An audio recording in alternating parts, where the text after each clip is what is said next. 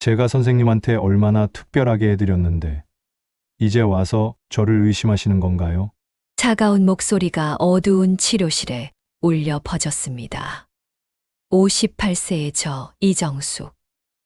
평생을 바르게 살아온 제가 어쩌다 이런 상황에 놓이게 된 걸까요? 모든 것은 석 달 전 제 몸이 낯설어지기 시작하면서부터였습니다. 새벽 3시. 또다시 식은땀에 젖었겠습니다. 잠옷이 흠뻑 젖어 등에 달라붙었고 심장은 미친 듯이 뛰고 있었습니다. 옆에서 남편은 편안하게 코를 골고 있었습니다. 부러웠습니다. 아무것도 모르는 남편이. 저는 조용히 일어나 거실로 나왔습니다. 거울에 비친 제 얼굴은 창백했고 눈 밑에는 검은 그림자가 드리워져 있었습니다. 이게 나인가? 58년을 함께 살아온 이 몸이 갑자기 낯설었습니다. 아침이 되었습니다. 남편이 식탁에 앉으며 신문을 펼치고는 어젯밤에 또 뒤척였냐고 물었습니다. 조금 그랬다고 대답했습니다. 병원엔 가봤냐는 물음에 갔었는데 별거 아니라고 했다고 답했습니다. 남편은 더 이상 묻지 않았습니다. 관심이 없는 건지, 어떻게 위로해야 할지 모르는 건지. 둘 다였을 겁니다. 회사에 다니는 딸아이에게 전화했습니다. 요즘 갱년기가 심하다고 하소연했더니 딸은 밝게 웃으며 운동하라고, 요가 같은 거 하라고 했습니다. 다들 그렇게 지나간다고 그렇게 말했습니다. 다들 그렇게 지나간다. 그 말이 위로가 되지 않았습니다. 오히려 나만 유난 떠는 건가 하는 자괴감만 들었습니다. 낮에는 이유 없이 눈물이 났습니다. 드라마를 보다가, 설거지를 하다가, 그냥 멍하니 창밖을 보다가, 하루에도 몇 번씩 가슴이 답답해서 숨을 제대로 쉴 수가 없었습니다. 밤에는 잠이 오지 않았습니다. 수면제를 먹어도 2시간이 고작이었습니다. 거울을 볼 때마다 늙어가는 제 얼굴이 싫었습니다. 주름진 목선, 처진 뺨, 빛을 잃은 눈동자.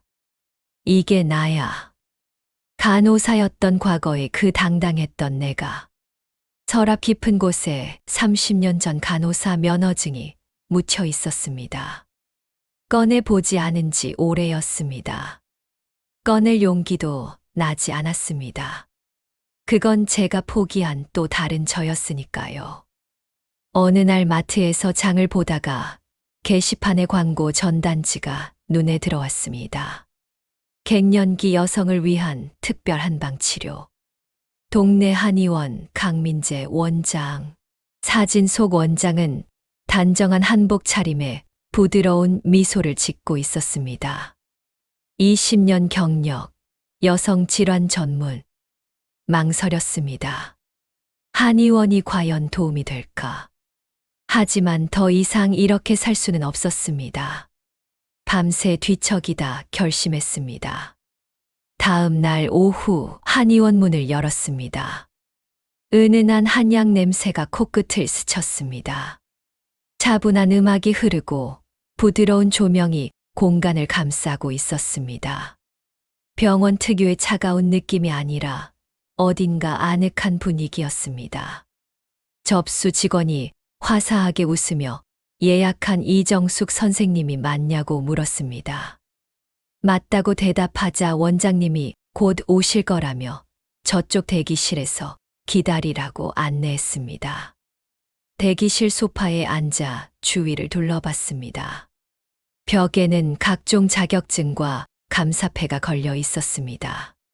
환자들이 보낸 것으로 보이는 꽃바구니도 여러 개 놓여 있었습니다. 믿을 만한 곳인가 보다. 그렇게 생각하는 순간 문이 열렸습니다. 잘 다려진 한복을 입은 남자가 들어왔습니다. 43세쯤 되어 보이는 단정하고 온화한 인상의 남자. 원장이었습니다. 이정숙 선생님, 처음 뵙겠습니다. 강민재입니다. 그가 공손하게 인사했습니다. 목소리가 차분했습니다. 악수를 청하는 그의 손은 유독 크고 따뜻했습니다. 이쪽으로 오시죠. 진료실로 안내받았습니다. 방은 생각보다 넓고 깔끔했습니다. 책상 뒤로는 의학 서적들이 빼곡히 꽂혀 있었고, 한쪽에는 침대가 놓여 있었습니다. 편하게 앉으세요. 어디가 불편하셔서 오셨나요? 원장이 부드럽게 물었습니다. 저는 주저하다가 입을 열었습니다. 갱년기 증상이 너무 심해서요. 잠도 못 자고 가슴도 답답하고 얼마나 오래되셨어요? 한 6개월 정도요.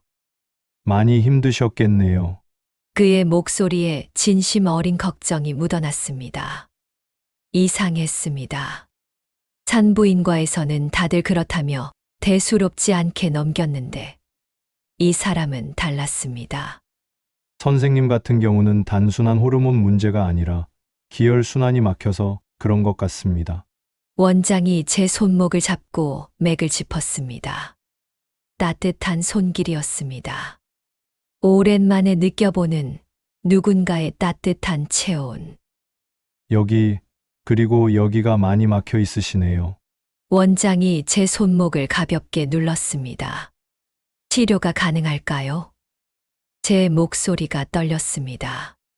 절박함이 묻어났을 겁니다. 원장은 저를 똑바로 바라보며 말했습니다. 제가 꼭 도와드리겠습니다. 선생님 같은 분들을 많이 봤어요. 걱정하지 마세요. 그 한마디에 눈물이 핑 돌았습니다. 누군가 저를 걱정해주고 도와주겠다고 말해주는 것이 이렇게 고마울 줄 몰랐습니다. 일단 오늘은 간단하게 침 치료부터 해드릴게요. 편하게 누워주세요. 저는 침대에 누웠습니다. 원장이 제 팔과 다리에 침을 놓기 시작했습니다. 따끔한 느낌이 있었지만 참을만 했습니다. 긴장 푸세요. 제가 다 알아서 할 테니까요. 그의 목소리가 최면처럼 편안했습니다. 눈을 감았습니다. 오랜만에 몸의 긴장이 풀리는 것 같았습니다. 얼마나 시간이 지났을까요? 원장이 조심스럽게 침을 빼기 시작했습니다. 어떠세요? 좀 편하세요? 네, 신기하게 좀 나아진 것 같아요. 거짓말이 아니었습니다. 가슴을 짓누르던 답답함이 조금 가벼워진 느낌이었습니다. 다행이네요. 앞으로 일주일에 2번씩 오시면 금방 좋아지실 거예요. 원장이 미소 지었습니다. 그 미소가 묘하게 마음을 흔들었습니다. 진료실을 나서며 접수 직원이 다음 주 화요일 오후 3시로 예약을 잡아주었습니다. 감사하다고 인사하고 한의원 문을 나섰습니다. 문을 나서는데 뒤돌아보게 되었습니다. 왜일까요? 뭔가 아쉬운 느낌이 들었습니다. 집으로 돌아오는 길, 가방 속에서 한의원 명함을 꺼내 봤습니다. 동네 한의원 강민재 원장. 명함을 한참 바라보다가 지갑에 넣었습니다.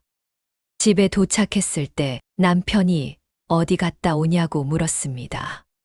한의원에 다녀왔다고 했습니다. 효과가 있냐는 물음에 좀 나은 것 같다고 대답했습니다. 남편은 고개를 끄덕이고는 다시 TV를 봤습니다. 더 이상 묻지 않았습니다. 그날 밤 오랜만에 잠이 잘 왔습니다. 꿈을 꿨습니다. 누군가의 따뜻한 손길이 제 손목을 잡아주는 꿈. 걱정하지 마세요. 그 목소리가 귓가에 맴돌았습니다. 아침에 일어났을 때 기분이 이상했습니다. 가슴 한 구석이 두근거렸습니다. 단순히 치료 효과 때문일까요? 아니면 고개를 저었습니다. 무슨 생각을 하는 거야? 하지만 거울 앞에 서서 옷을 고르는 제 모습이 낯설었습니다. 다음 진료 때 뭘 입어야 할까 고민하고 있는 저. 58세의 유부녀가 한의원에 가는데 왜 옷을 고민하는 걸까요? 이건 단순한 치료가 아니었습니다. 이미 제 마음 한구석에는 다른 기대가 싹 트고 있었습니다.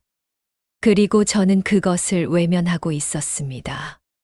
화요일이 빨리 왔으면 좋겠다고 생각하면서도 동시에 두려웠습니다. 이 감정이 저를 어디로 데려갈지 알 수 없었으니까요. 화요일 오후 3시.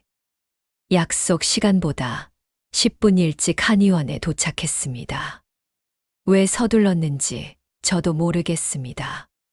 거울 앞에서 3번이나 옷을 갈아입었습니다.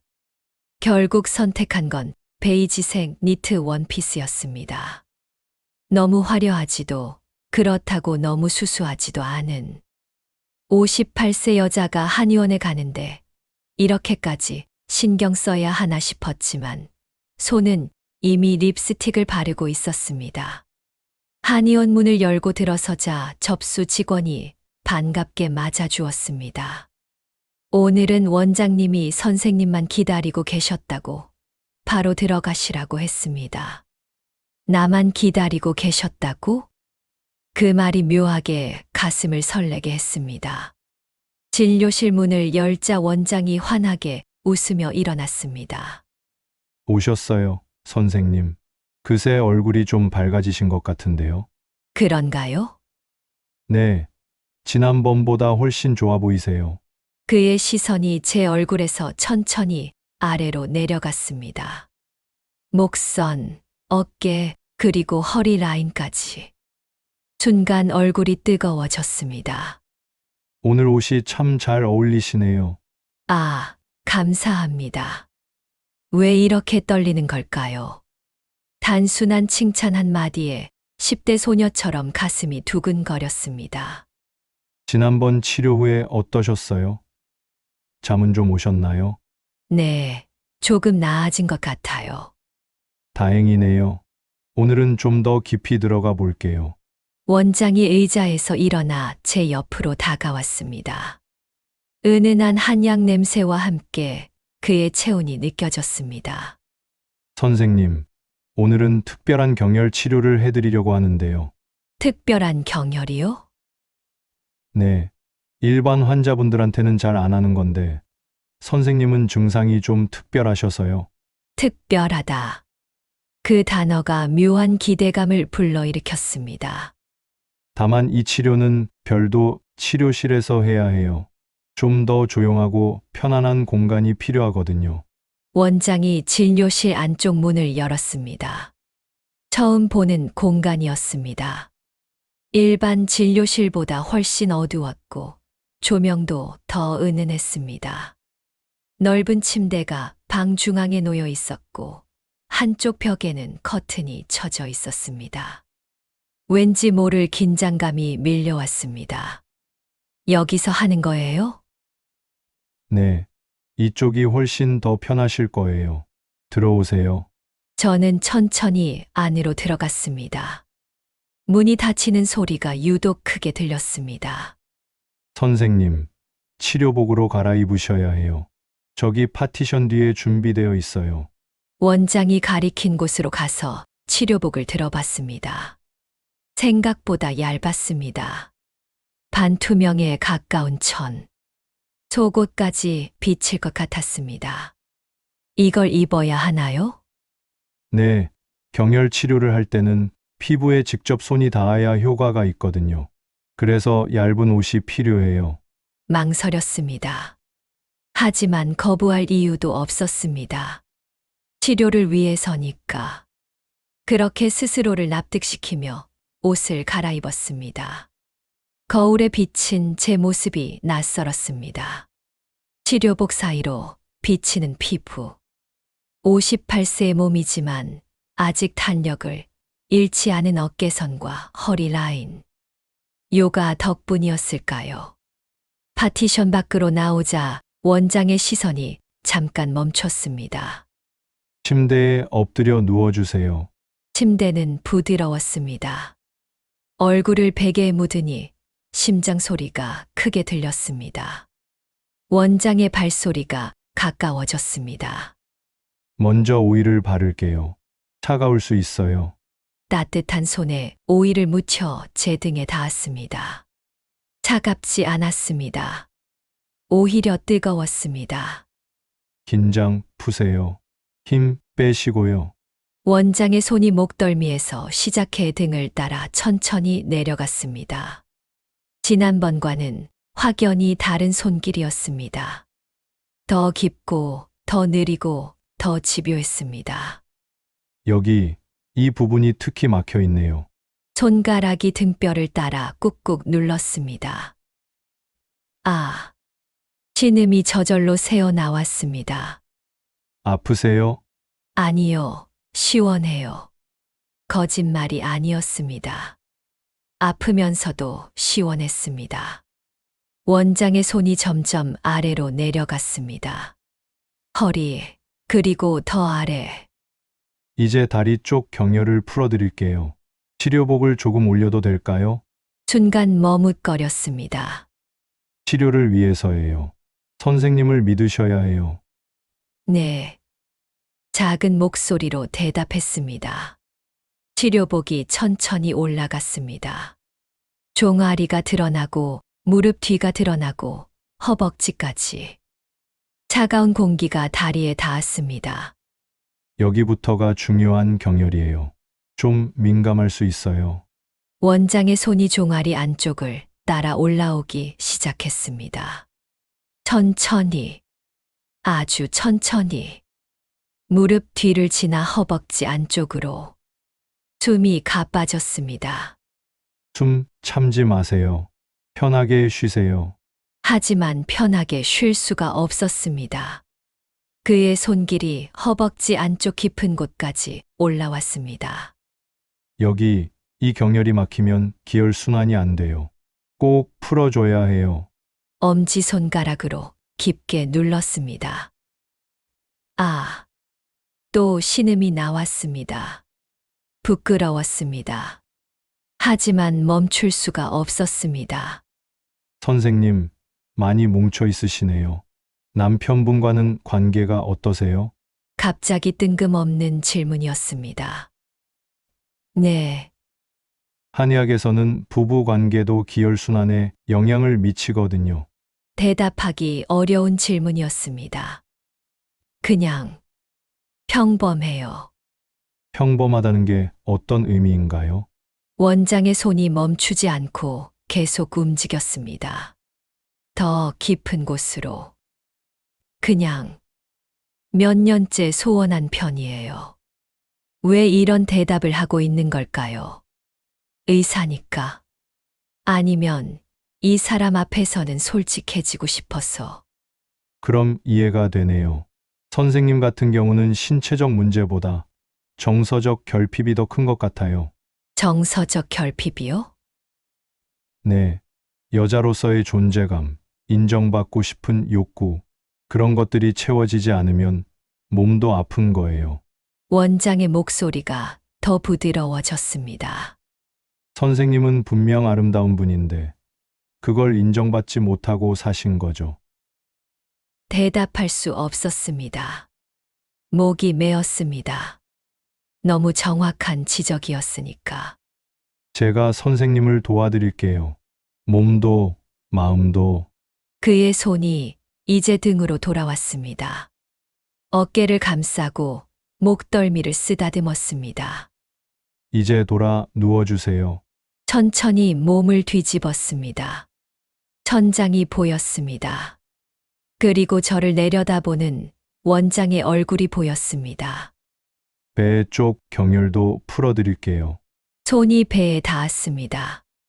명치 아래, 배꼽 주변, 그리고 더 아래. 여기가 여성에게 가장 중요한 경혈이에요. 치료복 위로 손이 천천히 원을 그렸습니다. 선생님, 편하세요? 네. 거짓말이었습니다. 편한 게 아니었습니다. 온몸이 긴장되어 있었습니다. 하지만 동시에 이상한 감각이 밀려왔습니다. 오랫동안 잊고 있었던 감각. 여자로서의 감각. 선생님은 정말 특별해요. 다른 환자분들과는 달라요. 어떻게 다른데요? 반응이 정직하세요. 몸이 원하는 걸 숨기지 않으시죠. 얼굴이 화끈거렸습니다. 제 손을 믿으세요. 제가 선생님을 꼭 낫게 해드릴게요. 원장이 제 손을 잡았습니다. 따뜻했습니다. 남편은 이렇게 제 손을 잡아준 적이 언제였을까요? 오늘 치료는 여기까지 할게요. 다음에는 더 깊이 들어가 볼게요. 더 깊이? 그 말이 무슨 의미인지 알 것 같았습니다. 동시에 두려웠습니다.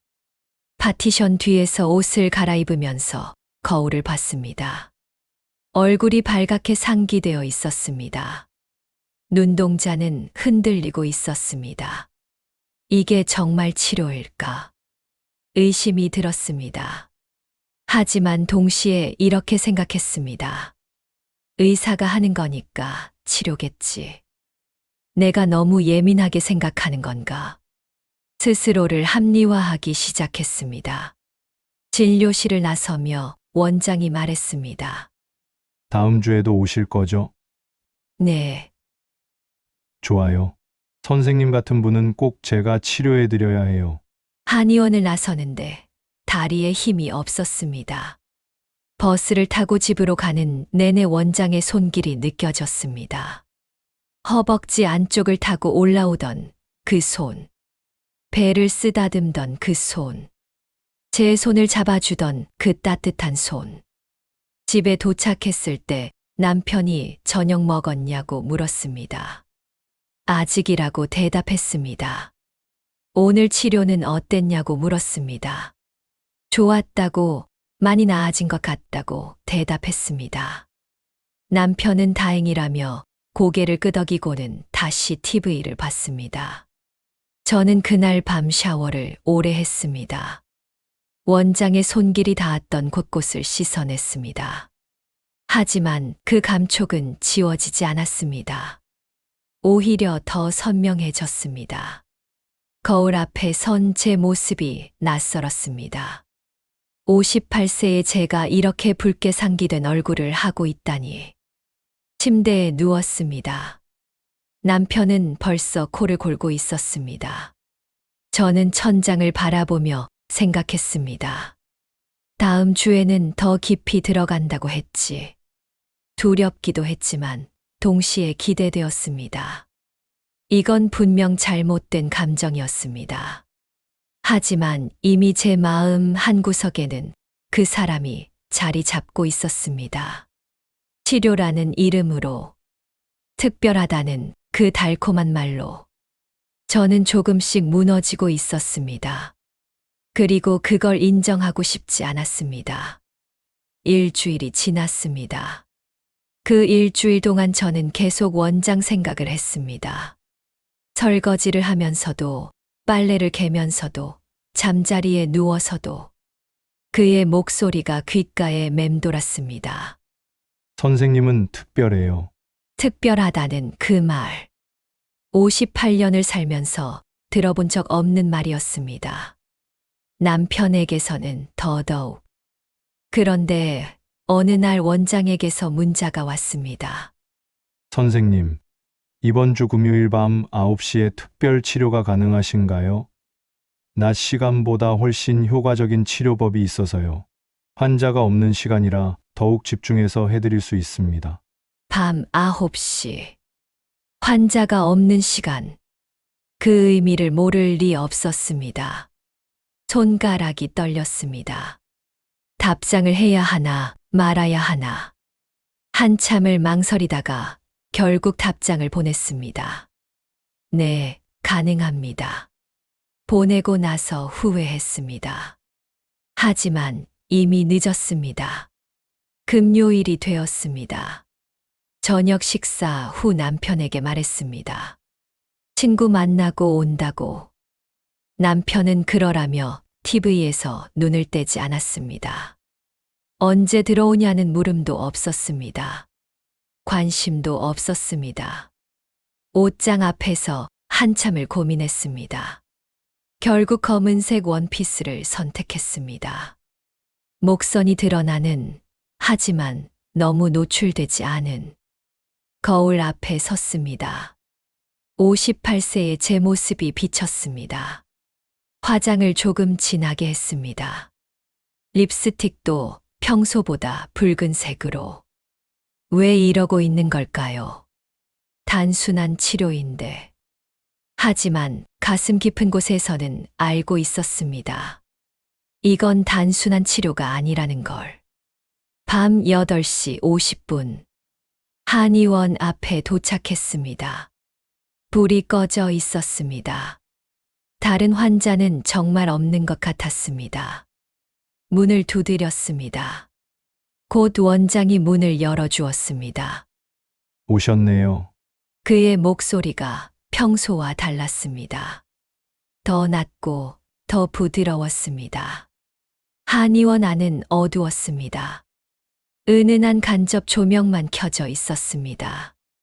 아로마 향이 코끝을 스쳤습니다. 라벤더 향이었을까요? 진정 효과가 있다는. 이쪽으로 오세요. 원장이 저번에 갔던 특별 치료실로 안내했습니다. 이번에는 촛불이 켜져 있었습니다. 몇 개의 촛불이 방 구석구석을 은은하게 밝히고 있었습니다. 심장이 빠르게 뛰기 시작했습니다. 오늘은 아로마 테라피와 경열 치료를 함께 할 거예요. 효과가 정말 좋아요. 원장의 설명이 이어졌습니다. 하지만 귀에 제대로 들어오지 않았습니다. 온 신경이 그의 얼굴에, 목소리에, 움직임에 집중되어 있었습니다. 오늘도 치료복으로 갈아입으시겠어요? 아니면 편한 옷 그대로 하셔도 돼요. 저번처럼 치료복으로 갈아입을게요. 왜 그런 대답을 했는지 모르겠습니다. 파티션 뒤에서 옷을 갈아입으면서 손이 떨렸습니다. 원피스를 벗고 속옷만 입은 채 거울을 봤습니다. 58세의 몸. 하지만 아직 포기하지 않은 몸. 치료복을 걸쳤습니다. 얇은 천이 피부에 닿는 감촉이 낯설었습니다. 파티션 밖으로 나왔습니다. 원장의 시선이 천천히 제 몸을 훑었습니다. 머리부터 발끝까지. 오늘 선생님 정말 아름다우세요. 고맙습니다. 목소리가 떨렸습니다. 침대에 엎드려 누워주세요. 오늘은 특별한 오일을 쓸 거예요. 침대에 누웠습니다. 촛불이 만드는 그림자가 천장에서 흔들렸습니다. 원장의 발소리가 가까워졌습니다. 이 오일은 체온을 높여주는 효과가 있어요. 처음엔 따뜻하다가 점점 뜨거워질 거예요. 오일이 등에 떨어졌습니다. 정말 따뜻했습니다. 아니, 뜨거웠습니다. 긴장 푸세요. 오늘은 시간이 충분하니까 천천히 해드릴게요. 그의 손이 등에 닿았습니다. 저번보다 더 천천히, 더 깊게, 더 집요하게. 선생님, 일주일 동안 어떻게 지내셨어요? 그냥 평범하게요. 저는 선생님 생각 많이 했어요. 순간 숨이 멎는 것 같았습니다. 네, 솔직히 말씀드리는 거예요. 환자 생각을 이렇게 하는 건 처음이에요. 그의 손이 목덜미를 지나 어깨로 내려갔습니다. 선생님은 다른 분들과 달라요. 뭔가 특별한 게 있어요. 또 특별하다는 말. 그 말이 제 마음을 무너뜨렸습니다. 저도 제 입에서 말이 나왔습니다. 저도 원장님 생각을 했어요. 위험한 고백이었습니다. 하지만 멈출 수가 없었습니다. 정말이세요? 원장의 목소리가 한층 부드러워졌습니다. 네, 다행이네요. 저만 그런 게 아니어서. 그의 손이 등을 따라 천천히 내려갔습니다. 허리, 그리고 더 아래. 선생님, 남편분은 선생님이 얼마나 아름다운지 알까요? 모를 거예요. 그럼 제가 알려드릴게요. 선생님이 얼마나 매력적인 분인지. 손이 허리 라인을 따라 천천히 쓰다듬었습니다. 여기, 이 라인, 정말 우아해요. 얼굴이 화끈거렸습니다. 부끄러웠습니다. 하지만 동시에 기뻤습니다. 누군가 저를 여자로 봐주고 있다는 것이. 이제 다리 쪽 할게요. 치료복이 올라갔습니다. 저번보다 더 높이. 허벅지가 완전히 드러났습니다. 선생님, 피부가 정말 좋으시네요. 관리 잘하셨어요. 아니에요. 별로 신경 안 썼는데. 그럼 타고나신 거네요. 그의 손이 종아리 안쪽을 타고 올라왔습니다. 무릎 뒤를 지나 허벅지 안쪽으로. 저번보다 더 깊숙이, 더 천천히. 숨이 가빠졌습니다. 선생님, 언제부터 남편분과 소원하셨어요? 또 그 질문이었습니다. 몇 년 됐어요. 왜요? 잘 모르겠어요. 그냥 무관심해졌어요. 서로. 외로우셨겠어요. 네. 목이 메었습니다. 그 한마디가 제 마음을 뚫었습니다. 저도 외로워요. 혼자 이 일을 하면서 환자들을 만나지만 정작 제 마음을 이해해주는 사람은 없어요. 원장의 목소리에도 쓸쓸함이 묻어났습니다. 근데 선생님은 달라요. 뭔가 통하는 게 있어요. 저도 그래요.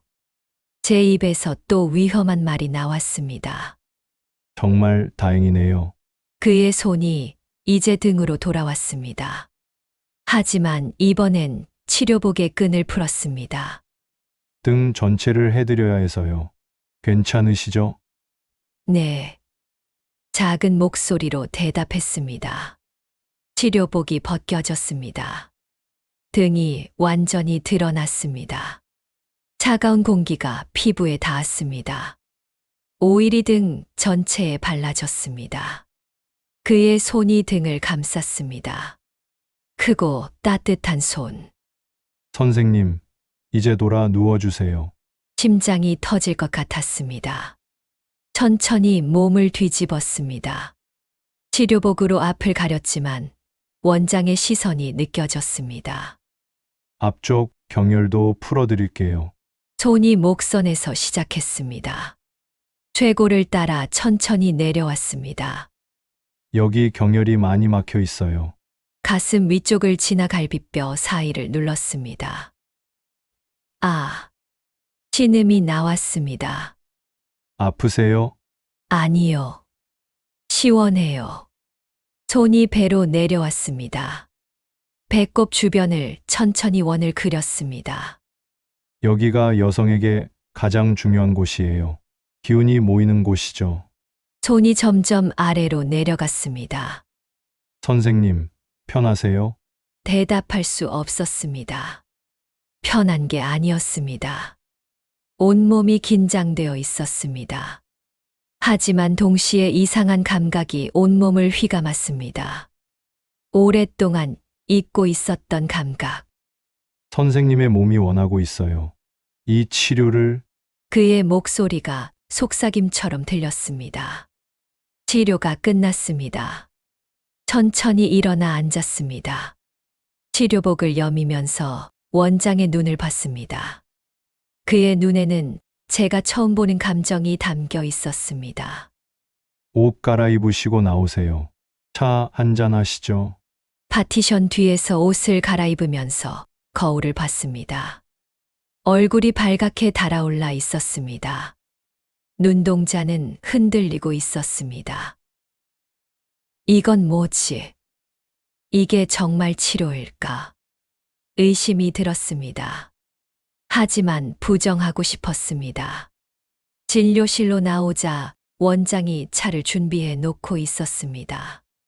허브티였습니다. 앉으세요. 소파에 나란히 앉았습니다. 생각보다 가까운 거리였습니다. 오늘 치료 어떠셨어요? 좋았어요. 다행이네요. 선생님께 꼭 맞는 치료법인 것 같아요. 차를 마시면서 대화가 이어졌습니다. 처음에는 치료 이야기였지만 점점 개인적인 이야기로 넘어갔습니다. 원장의 아내 이야기. 5년 전에 이혼했다고 했습니다. 그 후로 혼자 살고 있다고, 외롭다고, 저도 제 이야기를 했습니다. 남편과의 소원한 관계, 자식들이 독립하고 난 후의 공허함, 여자로서의 존재감을 잃어가는 두려움. 어느새 1시간이 지나 있었습니다. 벌써 11시가 다 됐네요. 원장이 시계를 보며 말했습니다. 진짜네요. 가봐야겠어요. 일어나려는데 원장이 제 손을 잡았습니다. 선생님, 네. 저 선생님이 좋아요. 심장이 멈추는 것 같았습니다. 원장님, 환자와 의사로 만났지만 이제는 그 이상인 것 같아요. 그의 눈빛이 진지했습니다. 저도 모르겠어요. 혼란스러웠습니다. 천천히 생각하셔도 돼요. 저는 기다릴 수 있어요. 원장이 제 손을 놓았습니다. 오늘은 이만 가보세요. 조심히 들어가시고요. 일어났습니다. 다리에 힘이 없었습니다. 한의원을 나서는데 뒤돌아봤습니다. 원장이 문 앞에서 저를 바라보고 있었습니다. 다음 주에 또 뵐게요. 그가 말했습니다. 네. 집으로 가는 택시 안. 창밖을 보며 생각했습니다. 나 지금 뭐 하고 있는 거지? 죄책감이 밀려왔습니다. 남편에게, 가족에게. 하지만 동시에 가슴 한편에서는 설렘이 사라지지 않았습니다. 오늘 밤의 따뜻한 손길. 선생님이 좋아요. 그 말. 집에 도착했을 때 남편은 이미 자고 있었습니다. 샤워를 하면서 눈물이 났습니다. 왜 우는지 모르겠습니다. 기쁜 건지, 슬픈 건지, 죄책감 때문인지, 설렘 때문인지. 거울 앞에 섰습니다. 58세의 제 얼굴. 오늘 밤 저는 처음으로 느꼈습니다. 제가 아직 여자라는 것을. 하지만 동시에 알았습니다. 이 길의 끝이 어디인지. 침대에 누워 천장을 봤습니다. 남편의 고른 숨소리가 들렸습니다. 저는 무엇을 선택해야 할까요? 이 위험한 설렘을. 아니면 평범한 일상을. 그날 밤 저는 잠들 수 없었습니다. 원장의 목소리가 계속 귓가에 맴돌았습니다. 선생님이 좋아요. 그리고 저도 알았습니다. 저 역시 그를 향한 감정이 생겼다는 것을. 하지만 아직은 인정하고 싶지 않았습니다. 이건 단순히 외로움이 만든 착각일 뿐이라고. 치료 과정에서 생긴 일시적인 감정일 뿐이라고. 스스로를 속이고 있었습니다. 그 후 며칠간 저는 평소처럼 지냈습니다. 아니, 평소처럼 지내려고 노력했습니다. 남편과 아침을 먹고 집안일을 하고 저녁을 준비했습니다. 하지만 머릿속은 계속 그날 밤으로 돌아갔습니다. 촛불이 흔들리던 치료실. 원장의 따뜻한 손길. 선생님이 좋아요. 그 말. 휴대폰을 들여다보는 시간이 늘었습니다. 원장에게서 문자가 올까봐. 실제로 하루에 한두 번씩 문자가 왔습니다. 오늘 날씨가 좋네요. 선생님도 좋은 하루 보내세요. 점심은 드셨어요? 건강 챙기시길 바랍니다. 짧은 문자였지만 그 안에 담긴 의미를 알 수 있었습니다. 저도 답장을 보냈습니다. 처음에는 간단하게. 하지만 점점 대화가 길어졌습니다. 이상했습니다. 58세의 유부녀가 다른 남자와 문자를 주고받으며 설레다니. 하지만 멈출 수 없었습니다. 어느 화요일 오후. 냉장고가 비어 있어서 마트에 갔습니다. 장바구니를 들고 채소 코너를 지나는데 익숙한 목소리가 들렸습니다. 돌아보니 대학 동기 미선이었습니다. 30년 전 간호학과를 함께 다녔던 친구. 저와 달리 아직도 현직 간호사로 일하고 있는. 반갑게 포옹했습니다. 미선은 여전히 활기차 보였습니다. 단정한 옷차림에 밝은 표정. 요즘 어떻게 지내냐고 물었습니다. 건강은 괜찮냐고. 그냥 그렇다고 대답했습니다. 미선은 자기는 병원 일로 바쁘다며 제 얼굴이 좀 피곤해 보인다고 했습니다. 갱년기가 좀 심하다고 했습니다. 미선도 요즘 그렇다며 힘들지 않냐고 물었습니다. 둘이서 이런저런 이야기를 나누며 마트를 돌았습니다. 계산을 마치고 밖으로 나오는데 미선의 손에 들린 봉지가 눈에 들어왔습니다. 한약 봉지였습니다. 그것도 익숙한 로고가 찍힌 동네 한의원. 심장이 쿵 내려앉았습니다. 미선아, 그거. 손가락으로 봉지를 가리켰습니다. 미선이 한약 봉지라고 동네 한의원이라는 곳에서 받았다고 했습니다. 갱년기 치료받으러 다닌다고. 순간 숨이 막혔습니다. 거기, 너도 다녀? 제 목소리가 떨렸습니다. 미선이 이상한 표정으로 저를 봤습니다. 왜 그러냐고, 나도 아냐고 물었습니다. 나도. 거기 다녀. 미선의 얼굴이 굳어졌습니다. 잠깐의 침묵이 흘렀습니다. 미선아, 우리 잠깐 어디 가서 얘기 좀 할까? 미선이 고개를 끄덕였습니다. 근처 카페로 들어갔습니다. 구석 자리에 앉았습니다. 커피를 주문하고 서로 한참 말이 없었습니다. 미선이 먼저 입을 열었습니다. 강 원장한테 치료받냐고 조심스럽게 물었습니다. 응, 맞아. 미선은 한숨을 쉬었습니다. 그리고 말했습니다. 자기도 거기 다닌 지 2달 됐다고. 처음에는 괜찮았다고. 그런데 어느 순간부터 치료가 이상해졌다고. 특별한 경혈 치료라며 별도 치료실로 데려갔다고. 밤 시간에 오라고 했다고. 제 손이 떨리기 시작했습니다. 미선의 말이 계속 이어졌습니다. 치료복으로 갈아입으라고 했다고. 얇은 치료복이었다고. 그리고 그 손길이 점점 이상한 곳으로 향했다고. 그래서 너는 어떻게 했어? 제 목소리는 간신히 나왔습니다. 미선은 커피잔을 내려놓으며 말했습니다. 처음에는 치료인 줄 알았다고. 의사가 하는 거니까 괜찮을 거라고 생각했다고. 근데 점점 이상하다는 생각이 들었다고. 그래서 더 이상 안 갔다고. 그런데 미선이 말을 멈췄습니다. 그리고 저를 똑바로 봤습니다. 정숙이 너는 어땠냐고 물었습니다. 혹시 그런 일 없었냐고. 순간 머릿속이 하얘졌습니다. 대답해야 했습니다. 솔직하게 말해야 했습니다. 하지만 입이 떨어지지 않았습니다. 제 경험을 말하는 순간 모든 게 현실이 될 것 같았습니다.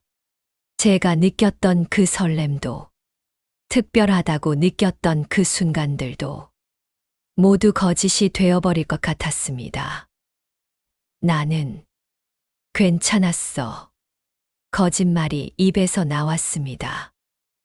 정말. 미선이 의심스러운 눈으로 저를 봤습니다. 응, 나는 그냥 일반 치료만 받았어. 별도 치료실 같은 거 없었고, 계속 거짓말을 했습니다. 미선은 한참 저를 바라보다가 고개를 끄덕였습니다.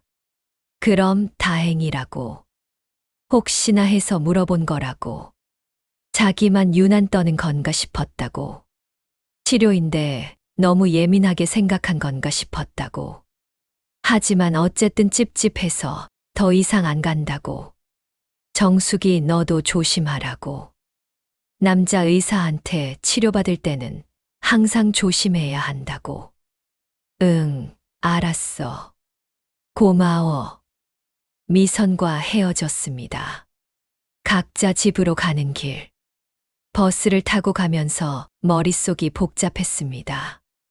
미선도 똑같은 경험을 했구나. 특별한 경혈치료. 별도 치료실. 밤 시간. 얇은 치료복. 모든 게 똑같았습니다.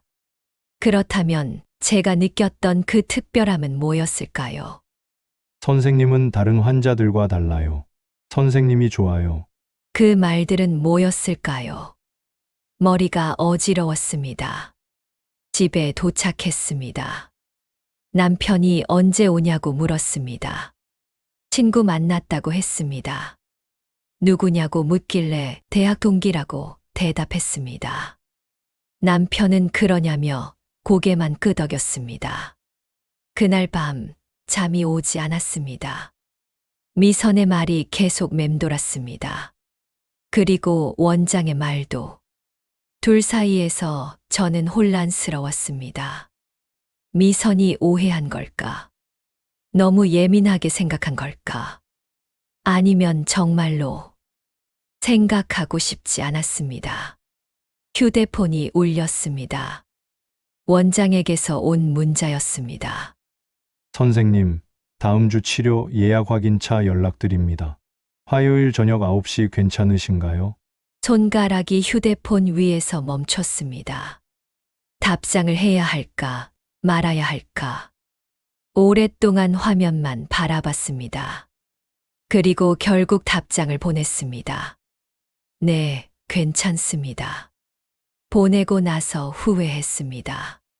하지만 이미 늦었습니다. 확인하고 싶어.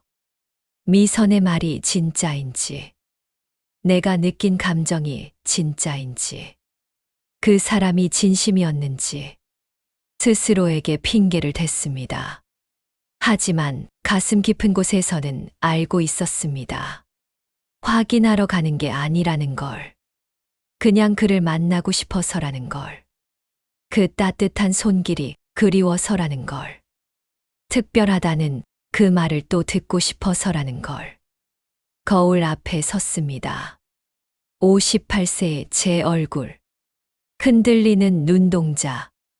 나는 지금 뭘 하고 있는 거지? 스스로에게 물었습니다. 하지만 대답은 나오지 않았습니다. 다만 한 가지는 확실했습니다. 화요일이 빨리 왔으면 좋겠다는 것. 그리고 그게 두렵다는 것. 미선의 경고가 귓가에 맴돌았습니다. 조심하라고. 남자 의사한테 치료받을 때는 항상 조심해야 한다고. 하지만 저는 이미 조심할 수 없는 선을 넘어가고 있었습니다. 아니, 넘어가고 싶어 하고 있었습니다. 그리고 그 사실을 인정하고 싶지 않았습니다. 침대에 누워 천장을 봤습니다. 남편의 고른 숨소리가 들렸습니다. 저는 이 사람의 아내입니다. 30년을 함께 산 아내. 하지만 지금 제 마음은 다른 남자를 향하고 있었습니다. 눈물이 흘러내렸습니다. 죄책감 때문인지, 혼란스러워서인지, 아니면 제 자신이 한심해서인지. 다음 날 아침, 남편이 출근 준비를 하며 물었습니다. 요즘 한의원 치료 잘 받고 있냐고. 효과가 있냐고. 응, 좀 나아진 것 같아. 거짓말이었습니다. 몸은 여전히 아팠습니다. 아니, 더 아팠습니다. 하지만 다른 이유로 남편이 출근하고 혼자 남았습니다. 휴대폰을 들여다봤습니다. 원장과 주고받은 문자들을 다시 읽어봤습니다. 선생님은 특별해요. 선생님이 좋아요. 미선도 이런 말들을 들었을까요? 다른 환자들도 이런 말들을 들었을까요? 의심이 커졌습니다. 하지만 동시에 이렇게 생각했습니다. 아니야, 나는 달라. 나와 원장 사이는 진짜야. 스스로를 속이고 있었습니다.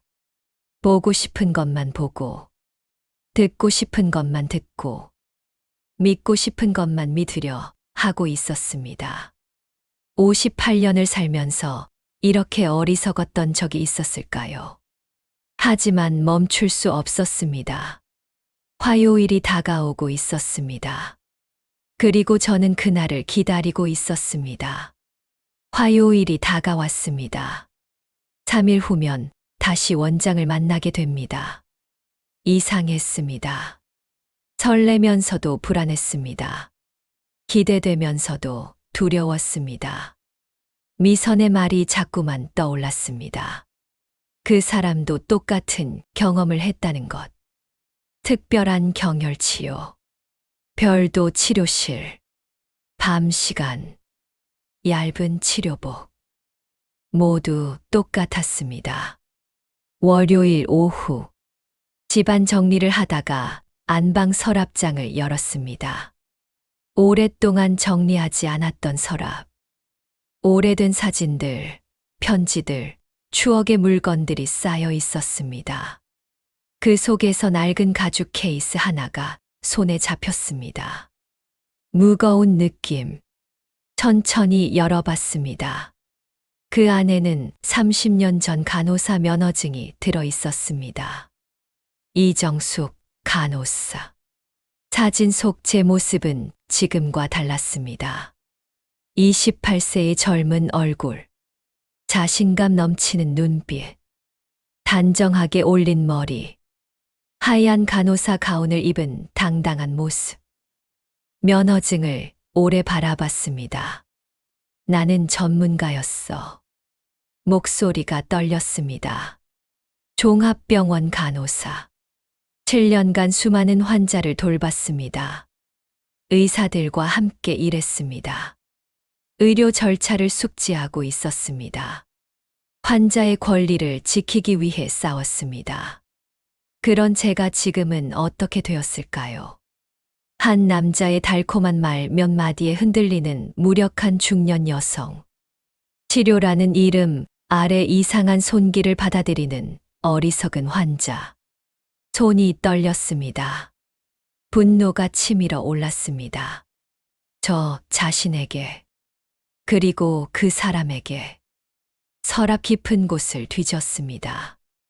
오래된 의학 서적들이 나왔습니다. 간호학 교과서, 해부학 책, 그리고 동양의학 개론서. 먼지를 털어내고 책을 펼쳤습니다. 경혈에 관한 부분을 찾았습니다. 천천히 읽어 내려갔습니다.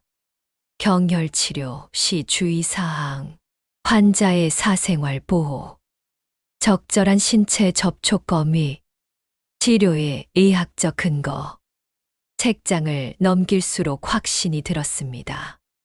원장이 했던 치료들. 허벅지 안쪽 깊은 곳까지 올라오던 손. 배 아래까지 내려가던 손. 그것들은 정상적인 경혈 치료가 아니었습니다. 이건 명백한 일탈이야. 혼잣말이 나왔습니다. 더 찾아봤습니다. 인터넷으로 검색했습니다. 한의원 부적절 치료, 경혈 치료 정상 범위.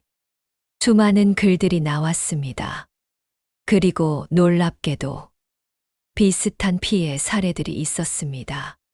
특별한 경혈 치료라며 속옷까지 벗게 했습니다. 밤 시간에 오라고 해서 갔더니 혼자였습니다. 치료라고 하면서 이상한 부위를 만졌습니다. 댓글들을 읽으면서 온몸에 소름이 돋았습니다. 저와 똑같은 상황들. 저와 똑같은 혼란들. 치료인 줄 알았어요. 의사니까 괜찮은 줄 알았어요. 나만 특별한 줄 알았어요. 마지막 댓글이 제 가슴을 찔렀습니다. 나만 특별한 줄 알았어요. 눈물이 흘러내렸습니다. 분노의 눈물이었습니다. 제 자신에게 화가 났습니다. 어떻게 이렇게 어리석을 수 있었을까? 전문가였던 제가, 의료계에서 일했던 제가, 어떻게 이렇게 쉽게 속을 수 있었을까? 외로웠으니까, 인정받고 싶었으니까, 특별하다는 말을 듣고 싶었으니까. 그 약점을 그 사람은 정확히 파고들었습니다. 계산된 말들, 계산된 손길들, 계산된 분위기들, 모든 것이 각본이었습니다.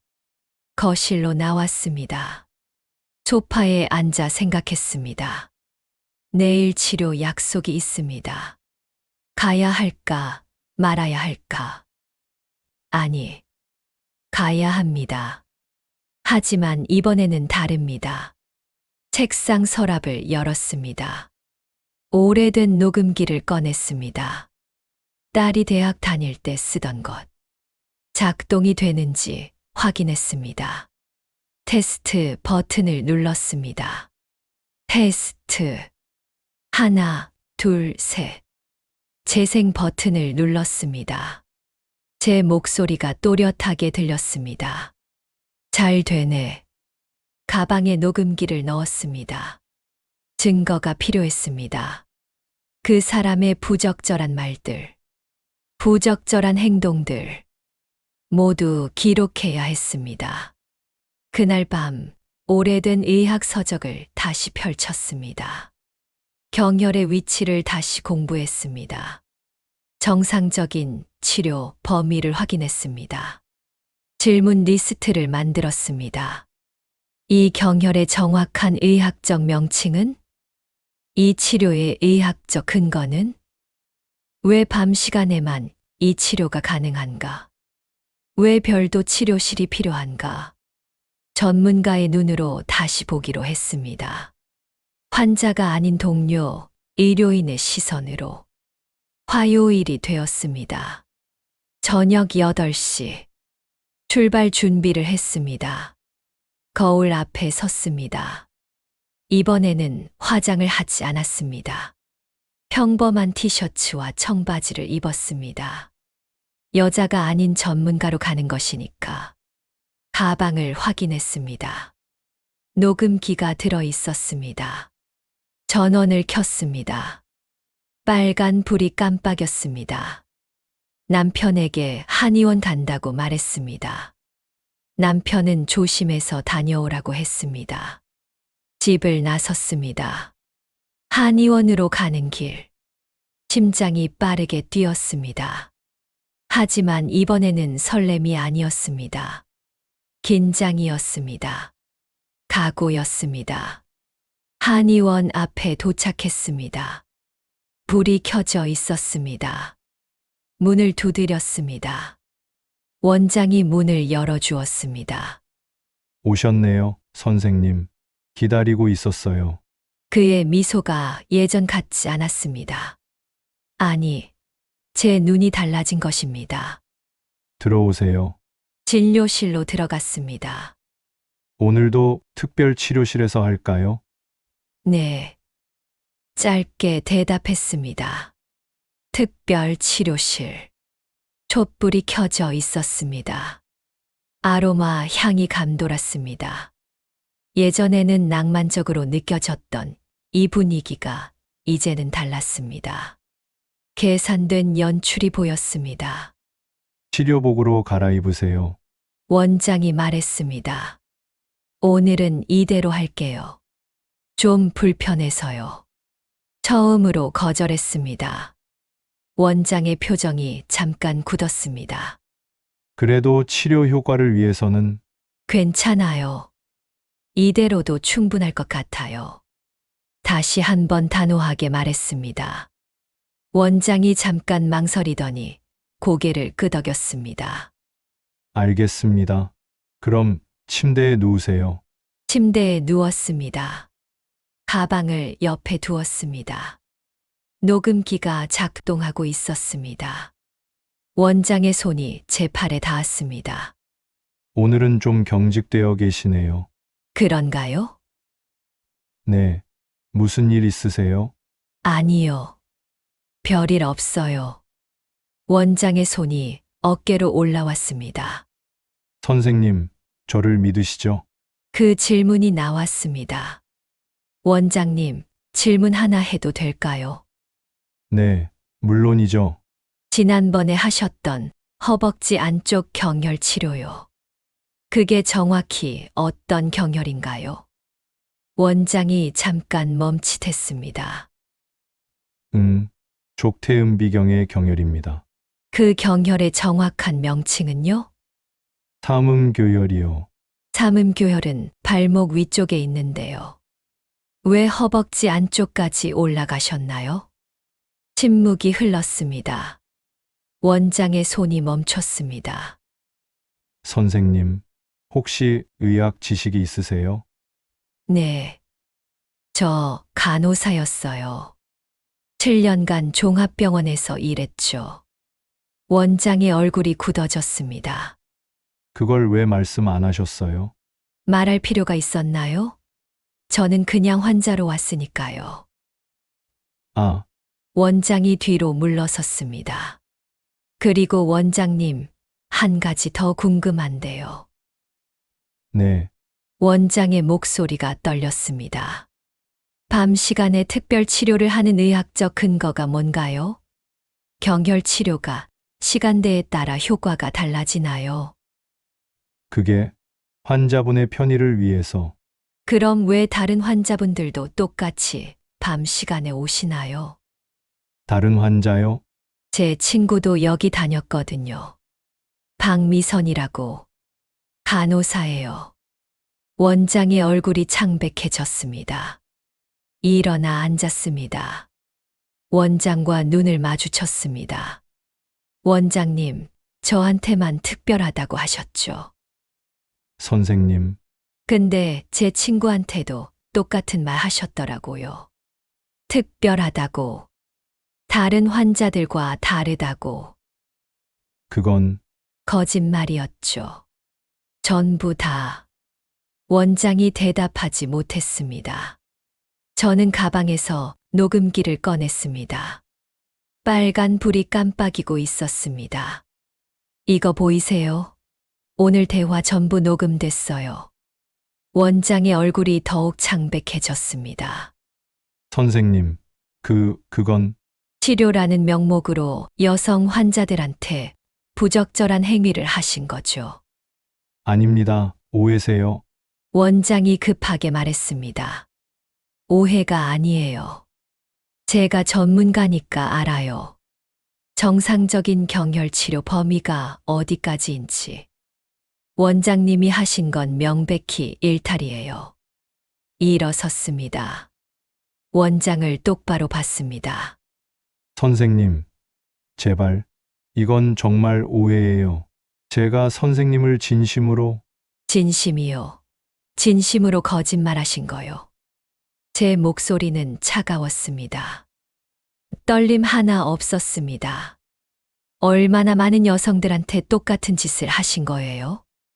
그게 아니라 전 이제 안 올 거예요. 그리고 이 녹음 파일 잘 보관할게요. 가방을 들었습니다. 문으로 향했습니다. 선생님, 제발, 원장이 제 팔을 잡았습니다. 놓으세요. 차갑게 말했습니다. 제발 그 파일 지워주세요. 제가 잘못했어요. 이제야 잘못했다고 인정하시네요. 팔을 뿌리쳤습니다. 다른 피해자들도 있을 거예요. 찾아볼 거예요. 선생님, 뒤돌아보지 않았습니다. 한의원 문을 열고 나왔습니다. 차가운 밤 공기가 얼굴에 닿았습니다. 심장이 빠르게 뛰었습니다. 하지만 이번에는 달랐습니다. 두려움이 아니었습니다. 분노였습니다. 각성이었습니다. 버스를 타고 집으로 갔습니다. 창밖을 보며 눈물이 흘렀습니다. 분노의 눈물, 후회의 눈물, 그리고 동시에 해방의 눈물. 집에 도착했습니다. 남편이 치료 잘 받았냐고 물었습니다. 응, 잘 받았어. 거짓말이었습니다. 하지만 어떤 의미에서는 진실이었습니다. 오늘 저는 치료받았습니다. 육체의 치료가 아닌 정신의 치료를. 제 자신을 되찾았습니다. 방으로 들어갔습니다. 녹음기를 책상에 놓았습니다. 재생 버튼을 눌렀습니다. 원장의 목소리가 들렸습니다. 제 질문들에 대한 모호한 대답들, 당황하는 목소리, 거짓말하는 목소리. 제가 선생님을 진심으로 제가 잘못했어요. 충분한 증거였습니다. 서랍에서 간호사 면허증을 다시 꺼냈습니다. 28세의 제 얼굴을 봤습니다. 미안해. 너를 잊고 살았어. 면허증에게 말했습니다. 하지만 이제 다시 찾았어. 나를. 거울 앞에 섰습니다. 58세의 제 얼굴. 이번에는 달라 보였습니다. 흔들리지 않는 눈빛, 단단한 표정. 저는 다시 전문가가 되었습니다. 피해자가 아닌 생존자가 되었습니다. 그리고 이제 할 일이 있었습니다. 다른 피해자들을 찾아야 했습니다. 그 사람을 멈춰야 했습니다. 침대에 누웠습니다. 이번에는 잠이 왔습니다. 편안한 잠이. 30년 만에 처음으로. 저는 제 자신이 자랑스러웠습니다. 다음 날 아침. 일찍 일어났습니다. 오랜만에 상쾌한 기분이었습니다. 머리가 맑았습니다. 해야 할 일이 명확했습니다. 아침을 먹으면서 남편이 요즘 표정이 좋아 보인다고, 한의원 치료가 효과가 있나 보다고 말했습니다. 효과가 있다고 대답했습니다. 거짓말은 아니었습니다. 어떤 의미에서는 치료가 된 것이니까. 남편이 출근하고 혼자 남았습니다. 책상 앞에 앉았습니다. 노트를 꺼내 계획을 세웠습니다.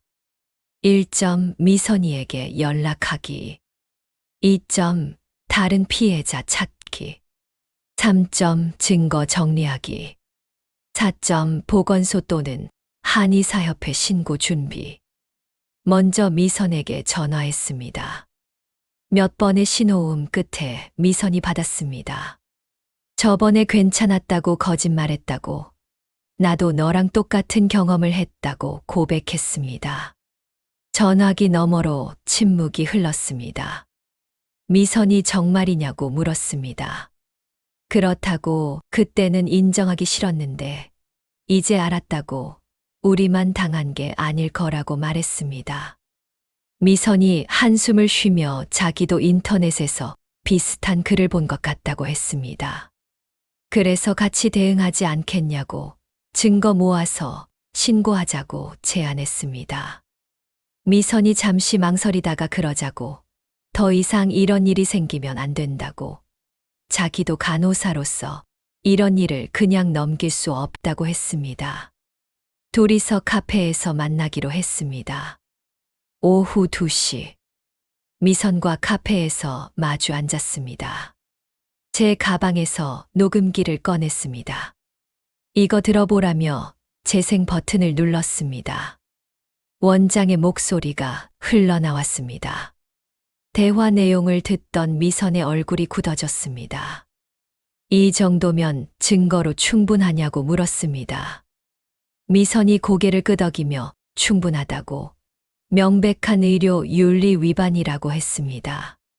그런데 우리 둘만 가지고는 부족할 수도 있다고, 다른 피해자들도 찾아야 한다고 미선이 말했습니다. 그래서 우리는 계획을 세웠습니다. 인터넷 커뮤니티에 글을 올리기로, 익명으로, 갱년기 여성들이 모이는 카페에. 동네 한의원 박민재 원장 관련 제보 받습니다. 제목은 조심스럽게 정했습니다. 내용도 신중하게 작성했습니다. 혹시 이 한의원에서 부적절한 치료를 경험하신 분 계신가요? 특별한 경혈 치료, 별도 치료실, 밤 시간 치료 등을 제안받으셨나요? 용기 내서 연락 주세요. 함께 대응하겠습니다. 글을 올리고 기다렸습니다. 하루가 지났습니다. 댓글이 하나 달렸습니다. 저도 비슷한 경험이 있어요. 연락 주세요. 가슴이 뛰었습니다. 쪽지로 연락처를 교환했습니다. 전화를 걸었습니다. 상대방은 60대 초반의 여성이었습니다. 목소리가 떨리고 있었습니다. 자기도 그 한의원에 다녔다고 3개월 전까지 똑같은 일을 당했다고 말했습니다. 밤 시간에 오라고 했다고, 특별한 치료라고 했다고, 그리고 자기만 특별하다고 했다고. 저도 똑같이 들었다고 말했습니다. 제 목소리도 떨렸습니다. 며칠 동안 댓글이 더 달렸습니다. 총 5명의 피해자가 나타났습니다. 모두 50대에서 60대 여성들. 모두 갱년기 치료를 받으러 갔던.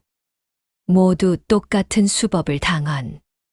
우리는 단체 채팅방을 만들었습니다. 서로의 경험을 나눴습니다. 놀라울 정도로 비슷했습니다. 같은 말들, 같은 분위기, 같은 손길. 한 피해자가 나만 특별한 줄 알았다고 말했습니다. 저도요, 라고 다들 같은 대답을 했습니다. 우리는 각자의 증거를 모았습니다. 문자 메시지, 진료 기록, 그리고 제 녹음 파일. 충분했습니다. 보건소에 신고하기로 했습니다. 그런데 그때였습니다. 제 전화기가 울렸습니다. 모르는 번호였습니다. 받았습니다. 여보세요? 선생님, 저예요. 원장의 목소리였습니다. 심장이 쿵 내려앉았습니다. 왜 전화하셨어요? 만나서 얘기 좀 할 수 없을까요? 만날 거 없어요. 제발요. 오해를 풀고 싶어요. 오해가 아니라 사실이잖아요. 목소리를 차갑게 유지했습니다. 선생님, 저 정말 선생님을 진심으로 그만하세요. 그 말 다른 사람들한테도 똑같이 하셨잖아요. 전화를 끊으려는데 원장이 급하게 말했습니다. 선생님, 혹시 인터넷에 글 올리신 거 선생님이죠? 몸이 굳었습니다. 어떻게 알았을까? 그게 선생님한테 무슨 상관이에요? 제발 그 글 내려주세요. 제가 잘못했어요. 사과할게요. 사과로 해결될 문제가 아니에요. 선생님, 제 인생이 끝나요. 제발, 목소리에 절박함이 묻어났습니다. 다른 여성들의 인생은 생각 안 하셨나요? 그분들이 얼마나 상처받았을지는요? 죄송합니다. 정말 죄송해요. 제가 보상할게요. 원하시는 거 다 해드릴게요. 전 보상 같은 거 필요 없어요. 그냥 원장님이 다시는 이런 짓 못하게 만들고 싶을 뿐이에요. 선생님, 전화를 끊었습니다. 손이 떨렸습니다. 하지만 물러설 수 없었습니다. 그날 밤, 또 전화가 왔습니다. 이번에도 원장이었습니다. 받지 않았습니다. 문자가 왔습니다. 선생님, 제발 만나주세요. 제가 사과하고 싶어요. 선생님이 원하시는 대로 다 하겠습니다. 무시했습니다. 하지만 문자는 계속 왔습니다. 하루에 10통도 넘게. 점점 내용이 달라졌습니다. 선생님, 왜 이러세요? 제가 뭘 그렇게 잘못했나요? 선생님도 좋아하셨잖아요. 마지막 문자를 보고 분노가 치밀었습니다. 저도 좋아했다고? 제 잘못이라는 건가? 답장을 보냈습니다. 더 이상 연락하지 마세요. 계속 연락하시면 스토킹으로 신고하겠습니다. 그 후로 문자는 오지 않았습니다. 며칠이 지났습니다. 피해자들과 함께 보건소에 갔습니다. 담당자를 만났습니다. 증거를 제출했습니다. 녹음 파일, 문자 메시지, 여러 피해자들의 진술.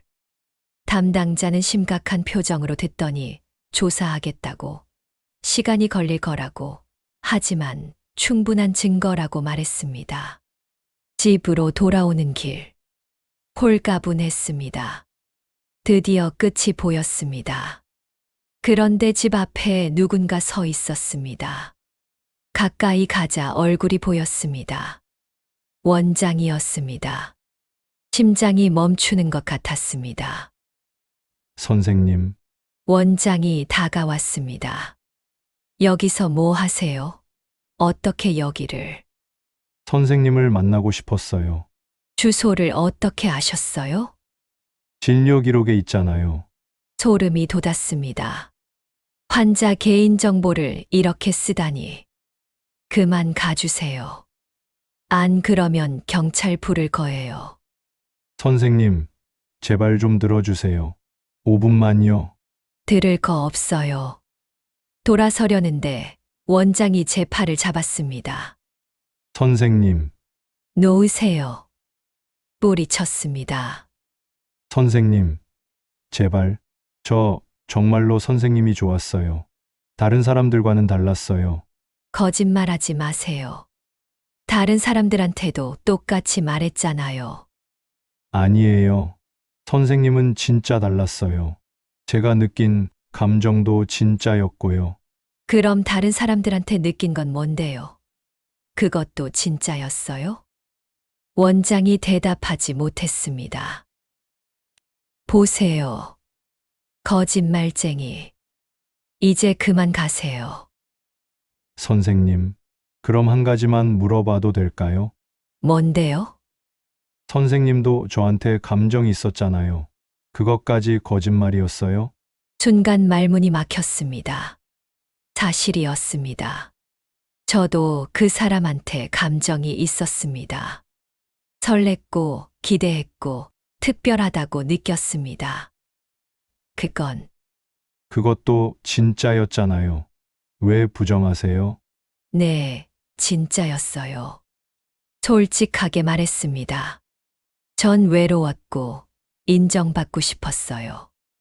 그래서 원장님 말에 속았어요. 속았다는 게 아니라 속은 거 맞아요. 원장님이 계산적으로 저를 그렇게 만든 거예요.